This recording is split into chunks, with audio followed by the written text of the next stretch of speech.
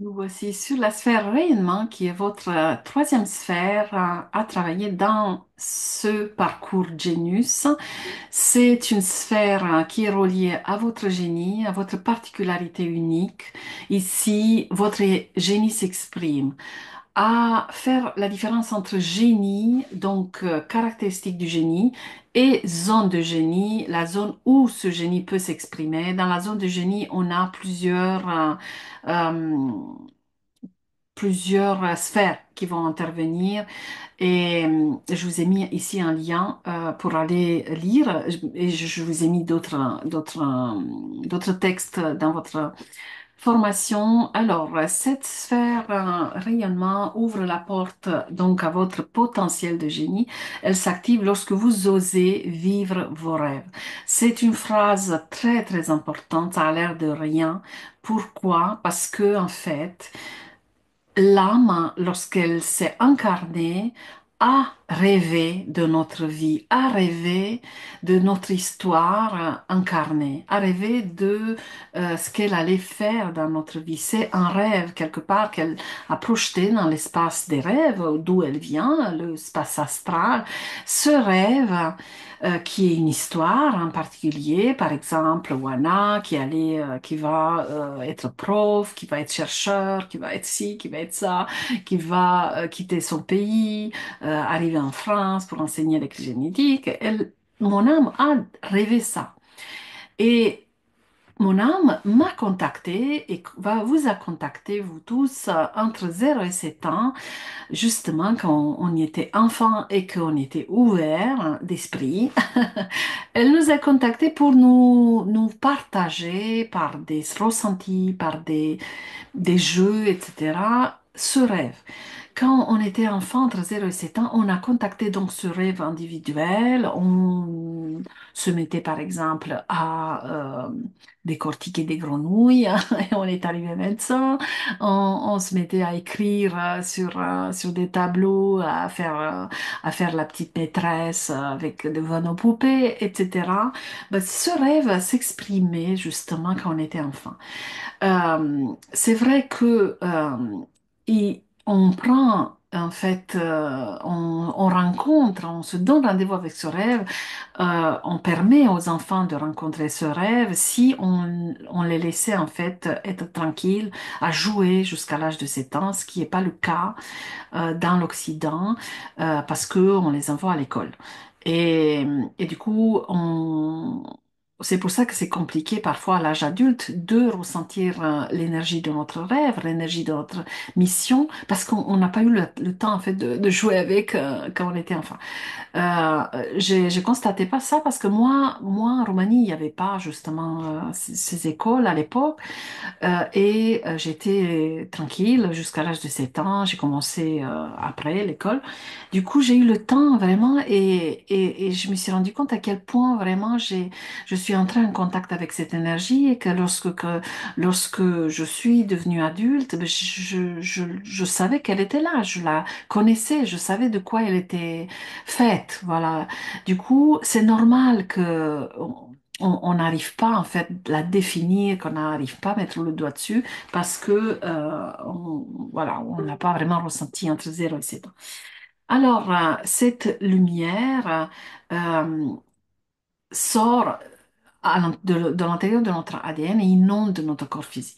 Donc, lorsque nous mettons en fait, parce que quand on n'a pas ressenti ce rêve, on ne sait pas de quoi il est fait, on ne sait pas de quel rêve il s'agit. C'est un rêve, une histoire bien particulière, mais quand on le connaît pas, on ne sait pas de quel rêve. Donc, ça va être compliqué de concrétiser un rêve qu'on ne connaît pas.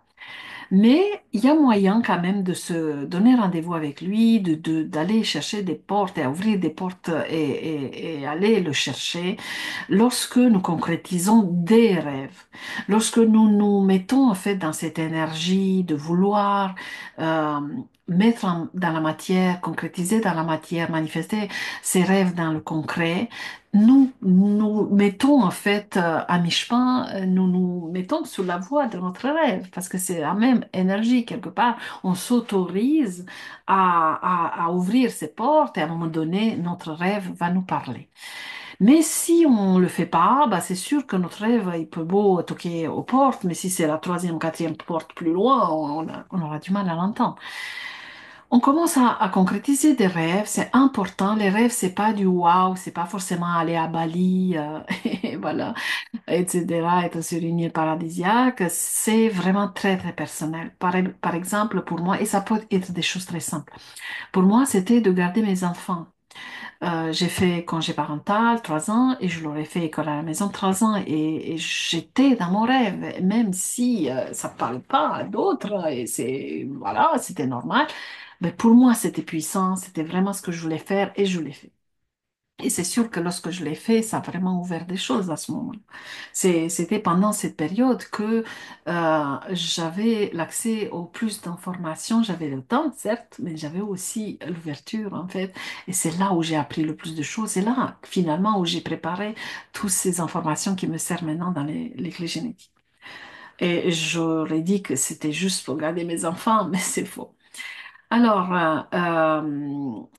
c'est une clé, on rayonne, du coup il y a la santé, la vitalité, il y a tout, il y a beaucoup de choses dans le rayonnement de cette clé.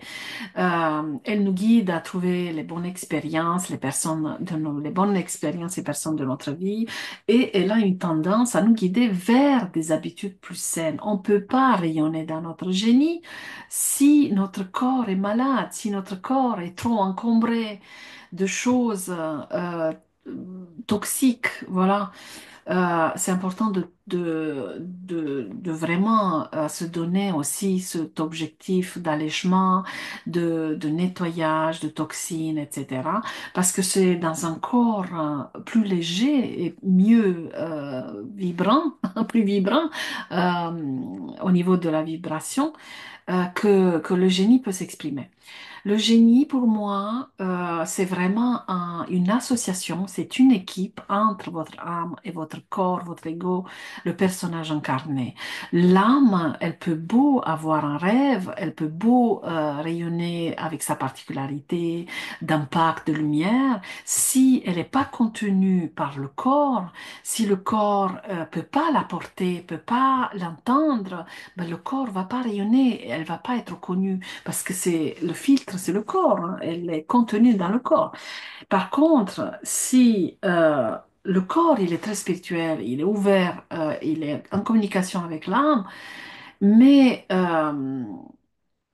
mais il ne met pas à l'action, il se met pas dans la matière, il concrétise pas les choses dans la matière, ça reste que perché quelque part, ça va pas aller trop loin non plus.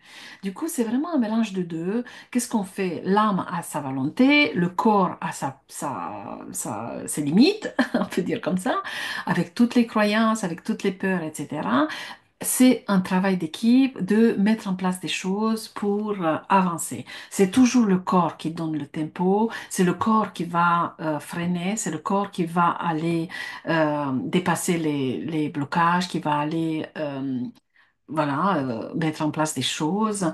Et même si il est en contact avec l'âme, même si il a tous les messages du monde, s'il est fatigué, s'il a peur de prendre sa place, c'est sûr qu'il va bloquer. Et ça va être inconscient, parce que on peut croire que si on connaît notre mission, si on a un contact avec toutes les informations de l'âme, c'est suffisant. Et on se dit, ben, pourquoi ça avance pas? Parce que je sais que c'est ça à faire. Pourquoi je lance pas mon activité? Ça suffit pas de le savoir, en fait. C'est que le corps, lui, s'il a peur, il va pas y aller. Du coup, c'est là où la dynamique de votre profil entre en compte, la stabilité intérieure, etc., de savoir comment tout le système fonctionne et savoir par quel biais, par quelle porte entrer, comment le préparer, comment le amener. Parce que s'il se braque, c'est sûr que c'est dommage. Alors, l'ombre de cette clé ici en est un rayonnement, provoque des décalages avec les rythmes fondamentaux de la vie. Ça peut aussi se ressentir comme une pression, une sensation de rater sa vie, de rater son train.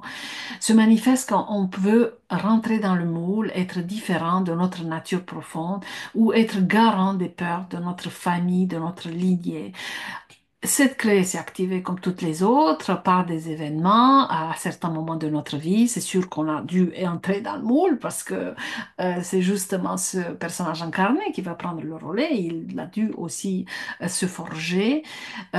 Et du coup, c'est en calmant en fait toutes ces blessures, en allant vraiment chercher la meilleure communication possible entre les deux énergies de l'âme et du corps, esprit, ego, que les choses vont rayonner. Alors, c'est ici où on peut vivre des maladies, des dysfonctionnements de non-écoute de soi. Euh, Quand on vit des maladies, par exemple, c'est pas toujours, hein, mais il se peut que en fait le génie a besoin de s'exprimer, il vient vraiment avec une volonté, avec une mission, avec une nature d'impact, et que le corps a trop de peur, a trop de blocage, est trop conditionné pour pas le faire. Du coup, ce génie va mettre la pression et va lui parler autant qu'il peut, mais comme il y a des blocages, ben le corps il va pas écouter. Du coup, le corps va risque de tomber malade.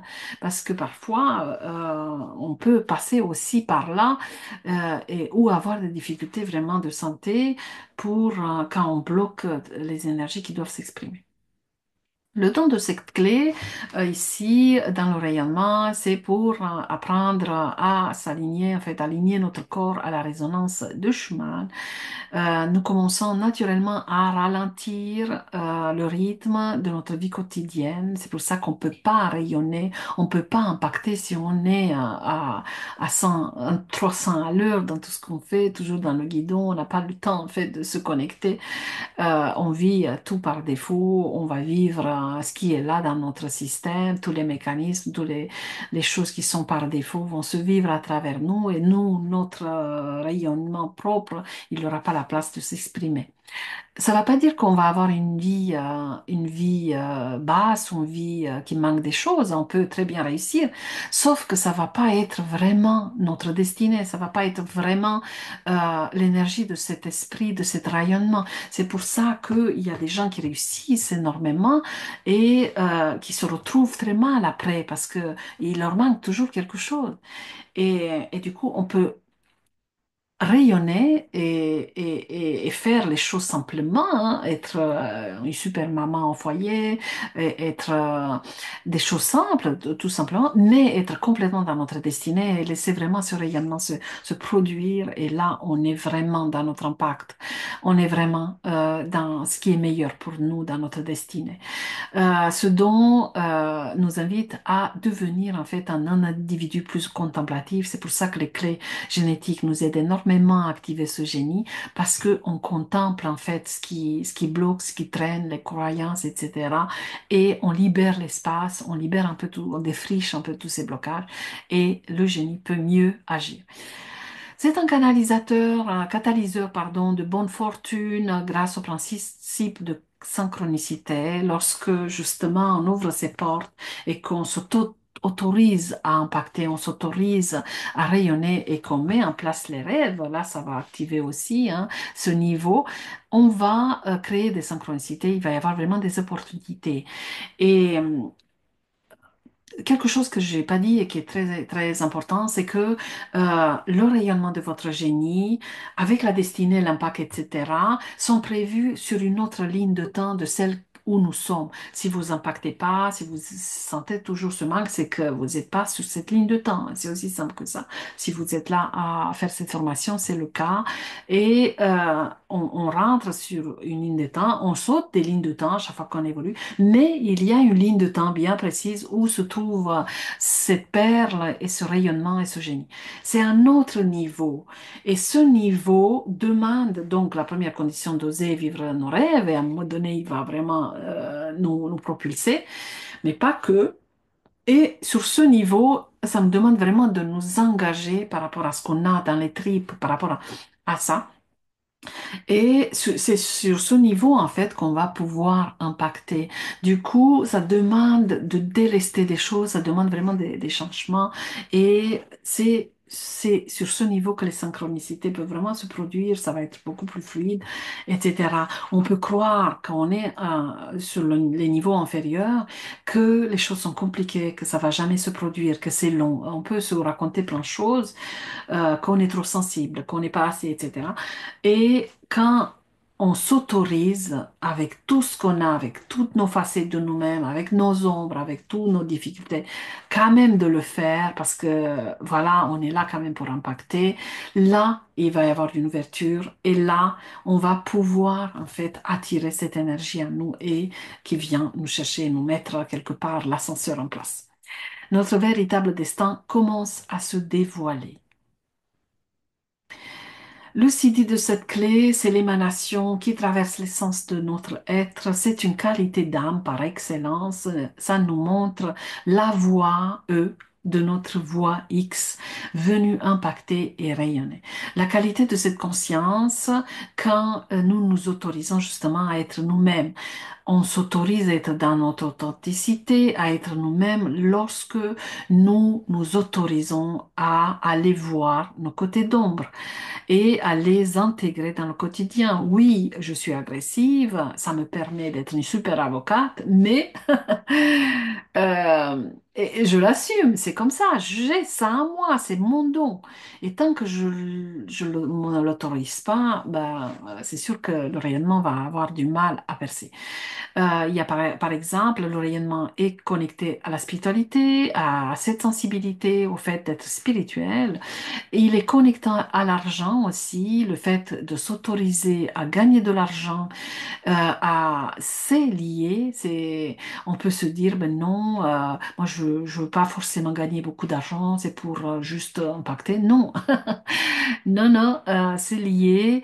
Le fait de s'autoriser d'être visible, de s'autoriser être reconnu, toutes ces choses sont reliées à ce fait, voilà, d'être reconnu dans son rayonnement. La ligne qui est associée à la clé en rayonnement, je sais plus si j'ai mis, oui,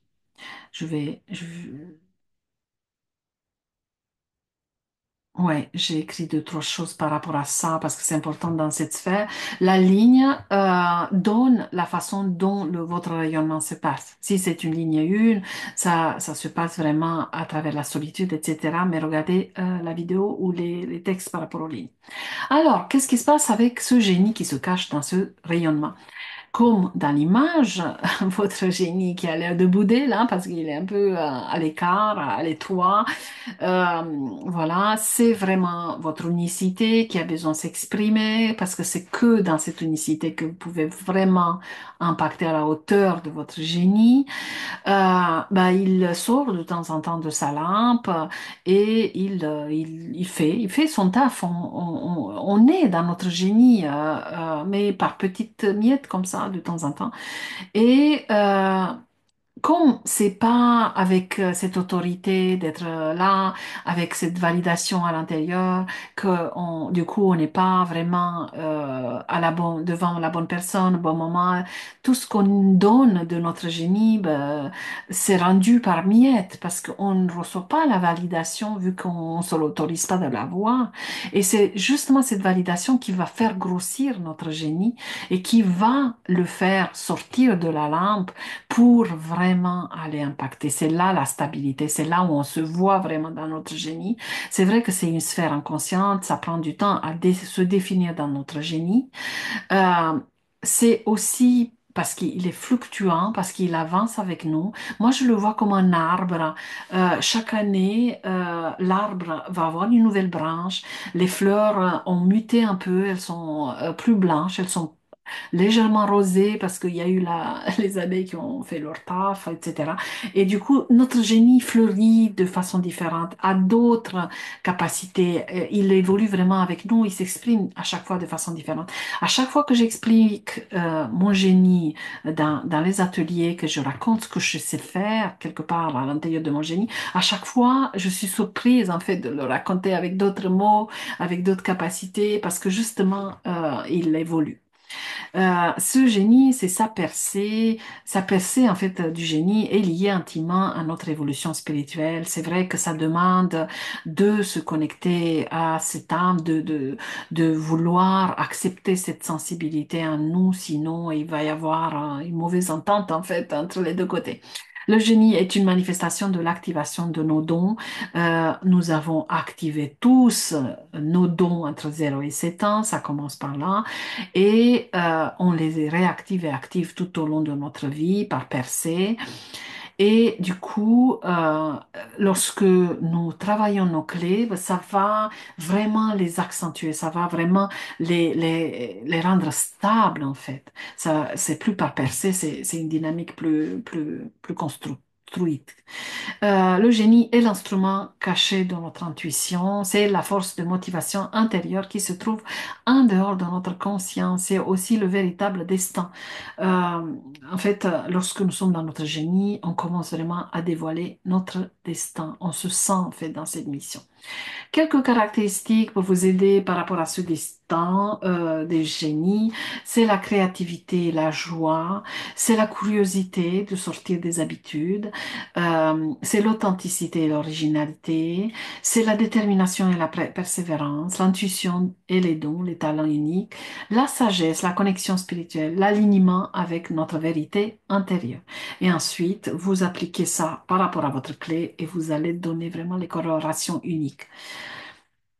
Exercice à faire. Par rapport à cette sphère, c'est de lister vos rêves, d'aller vraiment les rencontrer, de voir qu'est-ce qui vous tient à cœur, même si vous osez pas, même si vous considérez que vous n'avez pas l'argent. Faites déjà l'exercice pour les ramener dans votre présent, dans le corps, dans votre conscience, pour les réactiver. Elles vont s'exprimer, les laisser l'espace de s'exprimer, peu importe ce que votre système va dire et qu'on va considérer difficile la mise en place, laissez-les juste s'exprimer. Après, on verra comment on fait, mais pour l'instant, elles ont le droit de s'exprimer, vos désirs profonds, vos aspirations, etc. Le focus à poser sur votre façon de non-écoute de vous-même, de quelle façon vous vous écoutez pas. Lorsque un besoin, votre human design s'exprime, vos désirs, vos besoins, etc., ont besoin d'être, ne serait-ce qu'entendus, pas forcément réalisés, mais de quelle façon vous vous écoutez pas. Est-ce que parce que vous êtes fatigué, vous vous fatiguez pas, du coup, est-ce que vous vous chargez trop, que vous travaillez trop, est-ce que vous vous dispersez? Il y a toujours des façons de pas s'écouter. Les routines, pour se prendre en charge en priorité, une liste de routines qui vous viennent. Faites-le sous forme de carte mentale. Ça va être plus intuitif.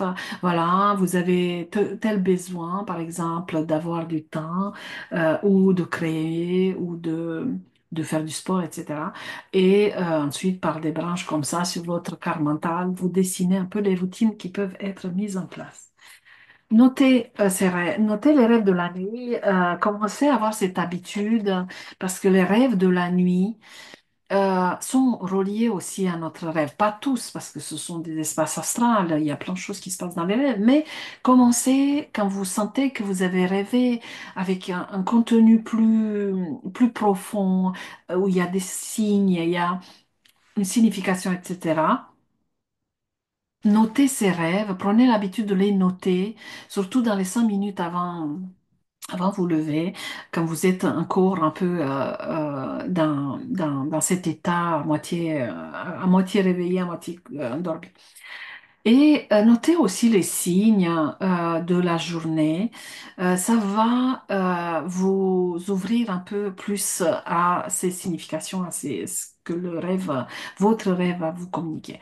Apprendre des techniques du rêve lucide, c'est quelque chose à mettre sur votre liste quelque part. Plus on apprend à devenir lucide dans le rêve, à prendre le contrôle de notre rêve, plus on va communiquer avec notre rêve et on va communiquer aussi avec les énergies en fait qui nous manipulent quelque part, qui nous malmènent, qui nous poussent, qui nous contrôlent de notre journée, ne serait-ce que les émotions ou la réaction face à nos émotions, etc. Et là, on devient plus stable en fait dans notre système. Euh, Ici, c'est un conseil à apprendre l'anticipation énergétique. Je vous ai mis le lien dans mon blog où je décris un peu plus, voilà, c'est d'anticiper les choses dans l'avenir, de se projeter dans l'avenir, d'aller récupérer les énergies, de communiquer en fait avec le futur. Et je vous conseille aussi d'apprendre les techniques de rétrocausalité, vraiment d'entrer en contact avec ce futur parce que c'est dans le futur que le rêve va s'exprimer. Laissez votre génie s'exprimer librement. S'il a envie d'être maladroit, mais c'est dans cette maladresse qu'il va dire le mot de travers et qui va toucher la personne, ben, ça va se passer comme ça. Voilà, laissez-le s'exprimer. Répondez aux défis, challenges de votre vie, les challenges qui se présentent à vous, même si ça crée des peurs, ben, ils sont là vraiment pour vous aider. Comme je dis toujours, la voie la plus courte, c'est à travers la peur. C'est en répondant à la peur. La peur montre la voie la plus courte vers notre évolution. On va pas non plus se déstabiliser, ça aller trop fort, mais il y a toujours moyen en fait de répondre aux challenges avec cette conscience que et ils sont là vraiment pour nous faire avancer. Changer des petites habitudes, des manières de faire pour vraiment amener cette santé, amener cette vitalité, cet allègement à tous les niveaux pour que votre génie soit mieux entendu.